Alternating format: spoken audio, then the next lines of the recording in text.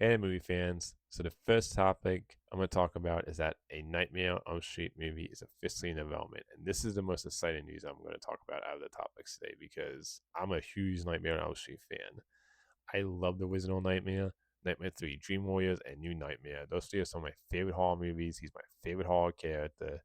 So, I'm really excited for this news. This is what the report says. Paramount Pictures has closed the deal for the U.S. rights to the original screenplay of A Nightmare on Elm Street, the movie written and directed by Wes Craven that kicked off the popular horror franchise, featuring the killer with the metal claw, gloved hand, and burned face, and will adapt it into a new feature. This is not a remake. I know some people were like confused, thinking it was going to be a shot-for-shot remake like the 2010 one. It's not. It's not that. It sounds like it's going to be a reboot, which I'm happy about that. To me, they already tried a remake in 2010. It didn't like that remake sucked. It didn't turn out well. So I'm glad it's not just going to be a remake like the 2010 of the original movie. The new Nightmare on Elm Street will hail from Paramount's new general genre label, Paramount Primal. The producers behind films such as Barbarian and Friendship. With like when it comes to these two producers, I enjoyed Barbarian. I don't think it was great. Friendship, I'll admit, I wasn't a fan of. The U.S. rights are being licensed from the Craven estate, which includes Craven's widow and Craven's son. The duo will produce a new iteration with Mark, the Tony Tone producer who specializes in copyright law. We look forward to bringing the world of Wes Craven's Nightmare on Elm Street to a new, completely engaged generation of fans. We know that Westwood have been thrilled to see how horror has taken its long overdue place in the cultural canon. We can't wait for all of us to sit in a dark theater around a campfire today as the next chapter of Nightmare story unfolds.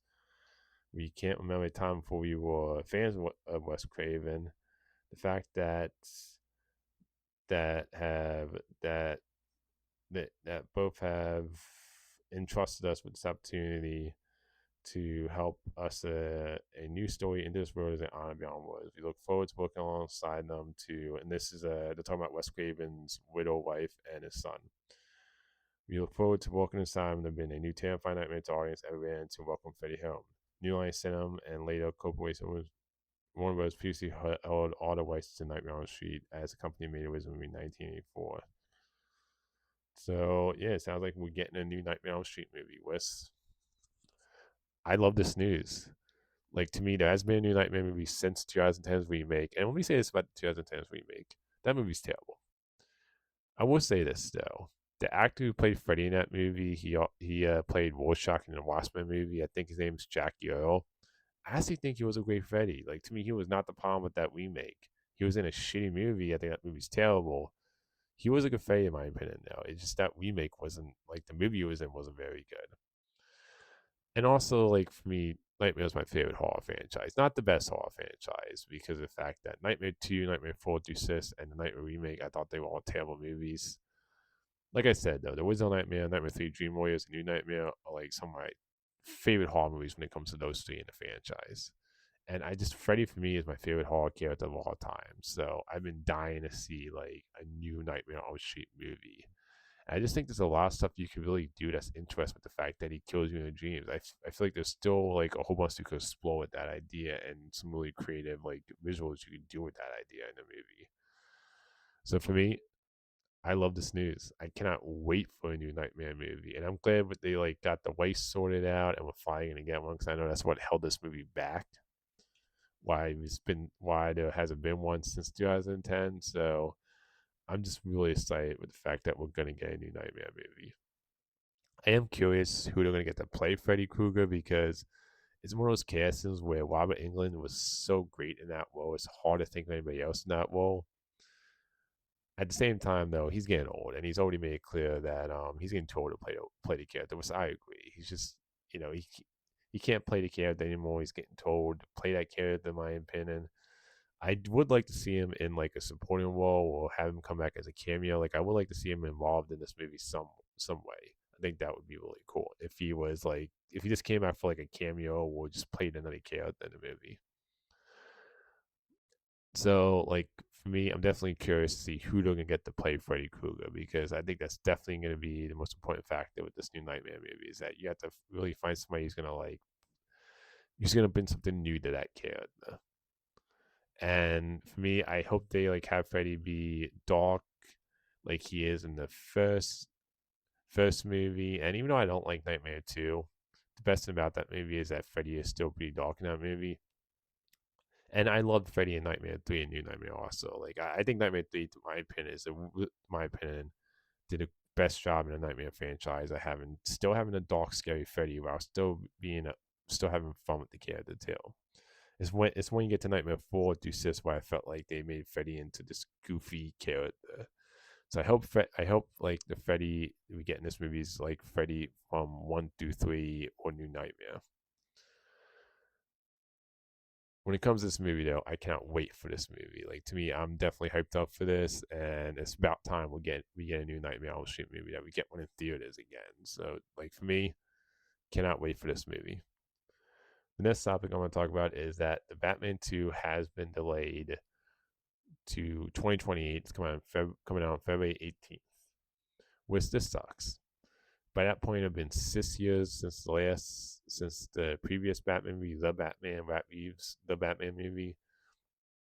And it just sucks to hear that we have to wait a little bit longer for this movie. I don't think this has anything to do with James Gunn's DC universe. I've seen some people online think that, and I don't think that has anything to do with that. Like I know Warner Bros. Also shuffled around some of the other movies. It wasn't just the Batman 2 that got moved. They moved some of the other movies too, from what I read, from what I saw online in the reports. It just sucks because I love that first Batman movie, and the fact like we have to wait until 2028 now instead of this year, like it just sucks because, like I said, I love that first movie, and I'm really excited to see what Matt Reeves does with this sequel. Like I know he has a trilogy plan, so I'm just really excited to see where he goes. At the same time, I hope it's really good or great. Like if you're gonna have a 6 year wait in between movies, I hope this ends up being really good or great. Like I don't mind movies getting delayed and like having to push the movie back if the director needs more time. Like I want to like I'd rather you put out a good to great movie than put out a movie that's worse. I I just hope though that if you're gonna wait this long in between movies, it better be a really good to great movie. So like if it ends up being a really good to great movie, then I won't care if it got delayed. I'll be like, well, you still got a good to great movie in it, and that's all I care about at the end of the day. Is just deliver a quality movie. It sucks at the same time though because we have to wait longer. So it sucks at at the same time though. I want the movie to be good, and it just having to wait till 2028 is just like, oh man, 6 years between movies. That's probably one of the longest gaps between movies. So I hope the wait is worth it. I hope this movie ends up being really good and great, like the Batman movie. The next topic I'm going to talk about is the Avatar movie, which was called Avatar Aang The Last Airbender, is getting a limited release in theaters for a week, I believe. It's going to be released July 24th to July 30th. So it's having a limit theoretical one. With I think this is great news for Avatar fans. Like I saw this movie when it got leaked earlier, and it sucks this movie got leaked. I know I felt it sucks for the people who worked on the movie. Obviously, that was not the way they wanted fans to see the movie. I thought the movie was just okay.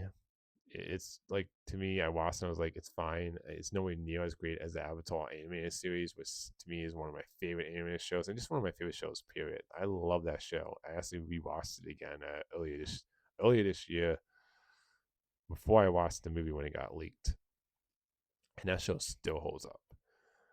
This animated movie I thought was just fine. At the end of the day, though, I'm happy for the Avatar fans because it's a movie that should be seen at the theaters. Like to me, anytime you make a movie, it should be seen at the theaters. Even if I think the movie's just okay, it should be seen on the big screen. And I would say one of the reasons why you still see in theaters is because the animation is it looks great. Like it's a beautiful animation wise looking movie. Avatar: Aang The Last Airbender, and it has some really cool ass in it. So it's one of the movies, yeah, it should be seen on the big screen because the animation just looks great. And like I said, every movie should be seen in theaters. So I think it's great news, Avatar fans. For me, I don't see myself checking it out because I thought the movie was just fine. It was an okay movie, not something I would go back and watch again like I do with the Avatar animated series. I'm happy for fans though when it comes to Avatar fans, and I'm happy for movie fans that they're going to see it at least on a big screen, at least for a limited release. So to me, this is a win for theaters, and this is a win for Avatar fans. The next topic I want to talk about is Avengers Doomsday is generating more interest online than Dune Part 3. And that's not surprising for me. I'm excited for both movies. I'm hoping both end up being really good to great. And I think both of those movies are gonna make a lot of money. Dune Part 3, in my opinion, I think has a shot at a billion because the first one made over 400, the second one made over 700, and I do think since the last one made over 700, and this is the end of the trilogy, I definitely think Doom Part 3 has a shot at a billion. I think Avengers Doomsday is guaranteed to make a billion. And I think that has a shot at 2 billion depending on how good the movie is. I'm not surprised though that Avengers Doomsday has more interest for people to see in theaters than Doom Part 3 because I just think for the general public, if like people, I think most people are gonna pick Avengers Doomsday more than Doom Part 3 for the general public, for just the casual movie person. Like Dune is a little bit more niche, I would say, the Dune movies. I think a lot of people are gonna go see Dune Part 3 though. I think, like I said, I think that movie has a shot at a billion. I think though, if you had to ask people, most people are probably gonna pick Avengers Doomsday over Dune Part 3. Like I can't wait for both movies, and also Avengers to me, they're like Super Bowl. They're like the Super Bowl of those movies. A lot of people go and see them. Like every Avengers movie has at least made over a billion or 2 billion. Even though the MCU has been up and down, the quality's been inconsistent with the multiverse saga. A lot of people are still gonna go see the Avengers movie because, like I said, it's like the Super Bowl. It's an event movie. It's one of those movies that everybody's gonna want to see in theaters. So I'm not surprised Avengers Doomsday has more interest in Doom Part 3. Like I think both movies are gonna do really well.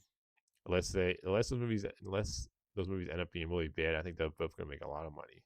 I do think Avengers Doomsday though is gonna make more money than Doom Part 3, and I can totally understand why Avengers Doomsday has more interest online for people than Doom Part 3. The next topic I want to talk about is a trailer came out for I Play Walkie, which is a biopic based on the creation of the original Walkie movie, which I had no idea this movie was even coming out, to be honest. And when it comes to the Walkie franchise, like I like the original Walkie movie. I like Walkie 1, 2, 3, and 4. I don't think any of them were great though. Like I don't love the original Walkie movie like a lot of people do. Actually, the Creed movies is what made me a fan of the Walkie franchise. I love the first Creed movie. I really enjoyed Creed 2, and I love Creed 3. I actually prefer the Creed movies over the Walkie movies personally. Like the Creed movies made me a fan of the franchise. So even though I'm not somebody who loves the original Walkie movie, I like it. I think it's a really enjoyable, fun movie. To me, the Creed movies I love personally more. This was a great trailer. Like to me, like I said, I had no idea that this movie was coming out, and I just love the like story behind how Walkie got made. When it comes to Sylvester Silverstone, where he wrote the movie himself, he gave himself the lead role. That was his first acting job, and just how much pressure he was on to get that movie made. And that movie was an extremely low budget movie. There wasn't a Walkie movie. Like I think the story is just very inspirational, and this trailer just does a great job of making you like feel like this is an inspiring story. And the guy who plays Walkie in this trailer, he sounds like Sylvester Silverstone. He talks like Sylvester Silverstone. To me, it looks like perfect casting. because it doesn't feel like he's this person's doing like a imitation. It feels like you're really watching Walkie. It's like the same way I feel about the act in this trailer for I Play Walkie is the same way I felt about Michael Jackson's nephew in the Michael movie, where it felt like you were watching Michael, and I feel like in this, at least trailer wise so far, it feels like I'm watching Sylvester Silverstone. So this, I thought this was just a heartfelt, inspirational trailer for I Play Walkie, and I cannot wait for this movie. Like this is definitely one of my most anticipated movies after just this trailer. So it looks like they got the perfect actor, and it looks like a really aspiring story. Just the story behind the creation of the original Walking movie. The last topic I'm going to talk about is a Nova movie is officially in development. When it comes to this news, I am lukewarm on it.